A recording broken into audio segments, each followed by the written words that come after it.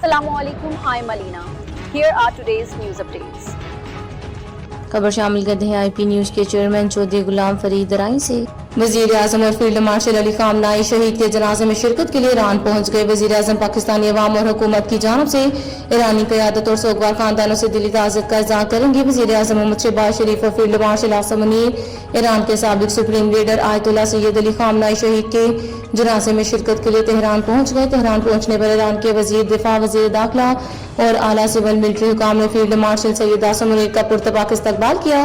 दूसरी जाना Mehrabad airport पर ईरान के वजीर दाखिला जनाब सिकंदर मोमनी, तेहरान में पाकिस्तान के सफीर इज्जत माब इमरान अहमद सदीकी और पाकिस्तान और ईरान के आला सफारती हुकाम ने वजीर आजम शहबाज शरीफ का इस्तकबाल किया। स्पीकर कौमी असम्बली सरदारा या सादक, नायब वजीर आजम और वजीर खारजा सेनेटर मोहम्मद इसहाक डार, वजीर इत्तलात और नशरियात अताउल्लाह तारर, पाकिस्तान पीपल्स पार्टी के chairman Bilawal Bhutto Zardari, Pakistan peoples party के सेक्रेटरी जनरल नियन हुसैन बुखारी, वजीर नसीन सैयद मुराद अली शाह वजीर आजम के हमरा हैं।